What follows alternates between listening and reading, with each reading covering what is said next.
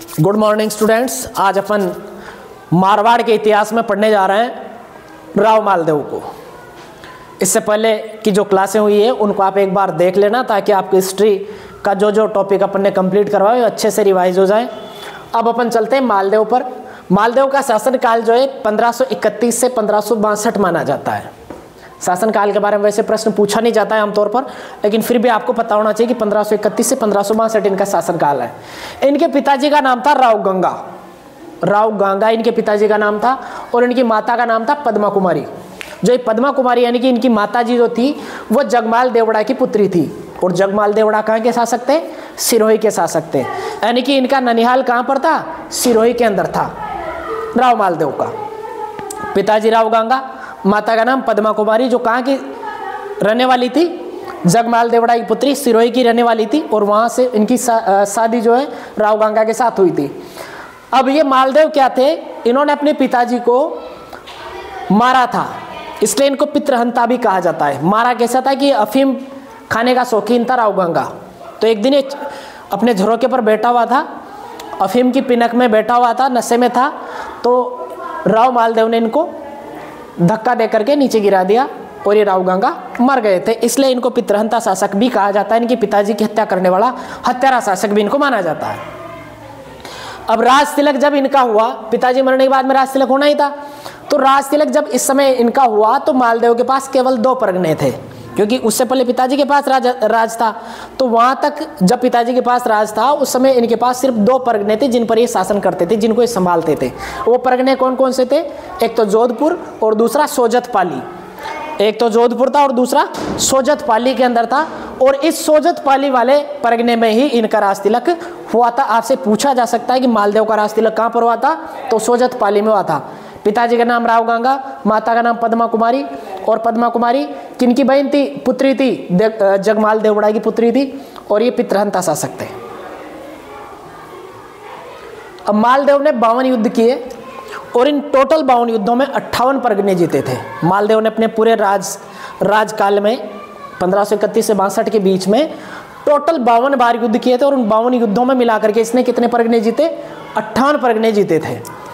अब इसका पहला युद्ध अपन देखते हैं। जो इंपॉर्टेंट युद्ध है उनके बारे में देखेंगे अपन। पाहेबा या साहेबा का युद्ध जो 1541 में होता है। पाहेबा भी कहा जाता है और उसका नाम साहेबा भी मिल सकता है, जो 1541 ईस्वी में हुआ था। और ये किन किन के बीच में हुआ था? राव मालदेव और जेतसिंह जो बीकानेर के शासक थे, इन दोनों के बीच में हुआ था। राव मालदेव और जेतसिंह के बीच में पाहेबा का युद्ध हुआ था, जिसको साहेबा का युद्ध भी कहा जाता है। और इस युद्ध में क्या हुआ था कि जेतसिंह लड़ता हुआ मारा गया था। यानी कि जेतसिंह लड़ता हुआ मारा गया तो जीता कौन? मालदेव जीत गया। और इस युद्ध को जीतने के बाद मालदेव ने बीकानेर पर अधिकार कर लिया। और बीकानेर पर अधिकार होने के बाद में, क्योंकि रहने वाला कहाँ का है? जोधपुर का शासक है, और इसने बीकानेर पर भी अधिकार कर लिया। तो इसने क्या किया था? इसका जो सेनापति था जिसका नाम कुंपा था, क्या सेनापति का नाम क्या था? इसके बाद 2 सेनापति थे, जेता और कुंपा। तो ये जो कुंपा सेनापति था उसको बीकानेर का प्रशासक इसने बना दिया था। तो मालदेव ने किसको बीकानेर का प्रशासक बना दिया? कुंपा को बीकानेर का प्रशासक बना दिया। ये आपको ध्यान रखना है। उसके बाद में जेतसिंह का एक बेटा था जिसको इसने हराया था इस पाहेबा के युद्ध में। तो जेतसिंह के बेटे कल्याणमल ने क्या किया? दिल्ली के सुल्तान शेरशाह सूरी से सहायता मांगी। जेतसिंह का बेटा था कल्याणमल, उसने क्या किया? अपना पिताजी हार ही गए, इसके पिताजी जेतसिंह। तो कल्याणमल ने दिल्ली के सुल्तान उस समय जो थे शेरशाह सूरी, उनसे सहायता मांगी कि आप हमारी मदद करें ताकि हम वापस से अपने राज को प्राप्त कर सकें।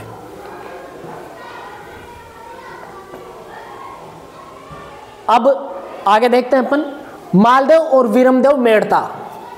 मालदेव और वीरमदेव मेड़ता के बीच में एक युद्ध हुआ था, जिस हाथी की वजह से युद्ध हुआ था उस हाथी का नाम था दरियाजोश हाथी। इस दरियाजोश हाथी को लेकर के इन दोनों के बीच में विवाद था। मालदेव और वीरमदेव के बीच में दरियाजोश हाथी को लेकर के विवाद था। और इस विवाद की वजह से इन दोनों के बीच में युद्ध हुआ। मालदेव ने मेड़ता पर अधिकार कर लिया और वीरमदेव भी शेरशाह सूरी के पास में चला गया। जब इसने मेड़ता पर अधिकार कर लिया, मालदेव ने मेड़ता पर अधिकार कर लिया, तो फिर ये वीरमदेव हारा इस युद्ध में। तो ये भी कहाँ पर चला गया? शेरशाह सूरी के पास में चला गया। और 1557 में हरमाड़ा का युद्ध होता है। इसके बारे में अपन देख लेते हैं। हरमाड़ा का युद्ध 1557, और ये युद्ध हुआ था मालदेव और राणा उदय सिंह के बीच में। हरमाड़ा का युद्ध मालदेव और राणा उदय सिंह के बीच में हुआ था 1557 में। और इस युद्ध में कौन आ रहा था? उदय सिंह हार गया था और मालदेव इस युद्ध को जीत गया था। अब आगे बढ़ते हैं अपन।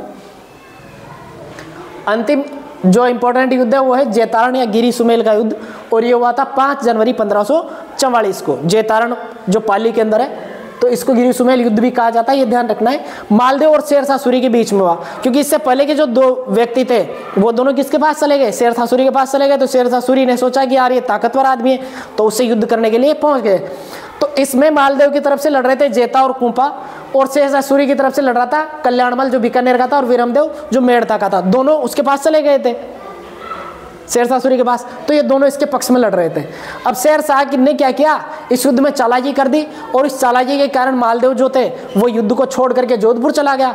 और वो तो युद्ध छोड़कर चला गया जोधपुर, और इधर जेता और कुपा ने शेरशाह सूरी के खिलाफ युद्ध लड़ने का निश्चय कर लिया, क्योंकि इन दोनों के ऊपर इल्जाम लगाया गया था एक षड्यंत्र रच के कि ये दोनों शेरशाह सूरी की तरफ मिले हुए हैं। लेकिन ये दोनों वास्तव में स्वामी भक्त थे और ये लड़ना चाह रहे थे मालदेव की तरफ से।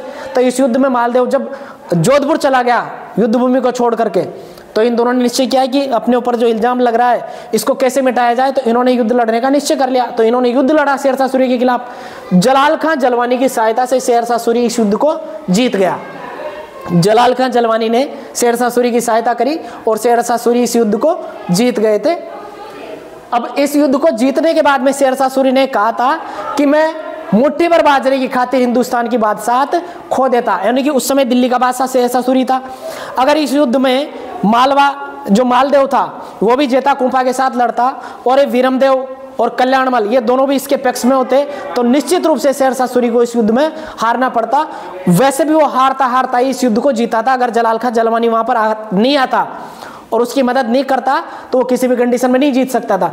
इसलिए उन्होंने कहा था कि मैं मुट्ठी भर बाजरे की खातिर इस हिंदुस्तान की बादशाहत को खो देता, क्योंकि मारवाड़ क्या है? मुट्ठी भर बाजरा है, पैदा भी बाजरा होता है, इस वजह से। तो शेरशाह ने जोधपुर पर अधिकार कर लिया और उसने जोधपुर पर खवास खान को सौंप दिया। इसका जो सेनापति था खवास खान, उसको इसने जोधपुर सौंप दिया। अब यहां से मालदेव क्या किया? मालदेव सिवाना बाड़मेर चला गया। युद्ध में हारने के बाद में मालदेव कहां चला गया? सिवाना बाड़मेर चला गया।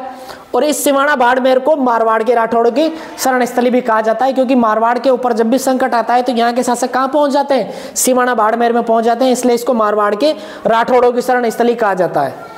थोड़े दिनों बाद मालदेव ने जोधपुर पर फिर से अधिकार कर लिया। थोड़े दिनों बाद में इसने वापस से अधिकार कर लिया मालदेव ने। अब एक और चीज है उमादय, ये इनकी पत्नी है मालदेव की। तो इन मालदेव की रानी थी जैसलमेर के लूणकरण भाटी की पुत्री थी। उमादय किसकी पुत्री थी? जैसलमेर के शासक लूणकरण भाटी की पुत्री थी। भारमली नामक एक दासी थी इसके एक दासी का नाम क्या था? भारमली था। और इसके कारण ये मालदेव से नाराज हो गई थी।